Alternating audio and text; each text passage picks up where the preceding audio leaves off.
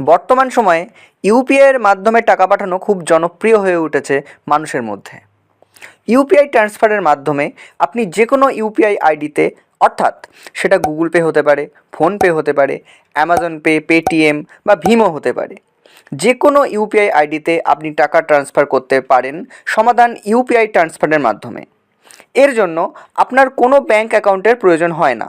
শুধুমাত্র UPI ID দিয়েই আপনি আপনার টাকা ট্রান্সফার করতে পারবেন খুব সহজেই এবং উপার্জন করতে পারেন সর্বাধিক কমিশন। এবার দেখে নেওয়া যাক সমাধান ইউপিআই ট্রান্সফার ব্যবহার করে আপনি কিভাবে একটা ইউপিআই আইডিতে টাকা পাঠাতে পারেন।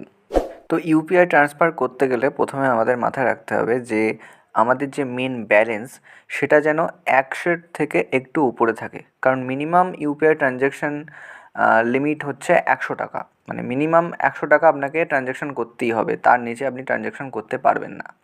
আর ট্রানজ্যাকশান করার সময় যে কমিশনটা আপনার কাটবে সেই কমিশনের জন্য কিছু এক্সট্রা টাকা আপনাকে রেখে দিতে হবে।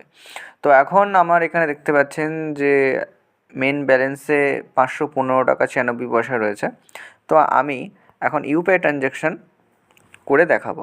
তো এখানে ইউপিআই ট্রান্সফার বলে যে অপশানটা আছে এখানে আমাকে ক্লিক করতে হবে।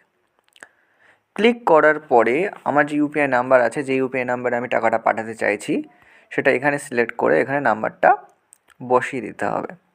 দেওয়ার পরে আপনাকে অ্যামাউন্টটাকে সিলেক্ট করতে হবে।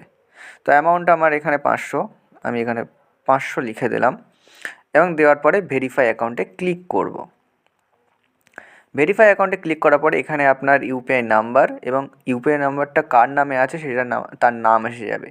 তো আপনি এখান থেকে ভেরিফাই করে নিতে পারবেন এবং সমাধানের তরফ থেকে একটা ওটিপি এসছে আমার এখানে, এই ওটিপিটা আমি এখানে দিয়ে দেবো।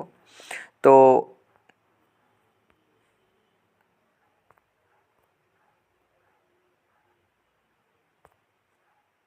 এবং ভেরিফাই অ্যান্ড সেন্ডে ক্লিক করলাম অ্যান্ড এখানে আমার এটা পেন্ডিং দেখাচ্ছে। যেহেতু আমি আমার নিজের ইউপিআই আইডিতে পাঠিয়েছিলাম সেই জন্য ব্যাঙ্ক থেকে মেসেজ এসছে যে আমার 500 টাকাটা ঢুকে গেছে, কিন্তু এখানে পেন্ডিং দেখাচ্ছে। তো তার জন্য ভয় পাওয়ার কোনো কারণ নেই, চিন্তার কোনো কারণ নেই, আপনার টাকাটা ঠিকই ঢুকে যাবে। ভিডিওটা শেষ পর্যন্ত দেখার জন্য সকলকে অসংখ্য ধন্যবাদ।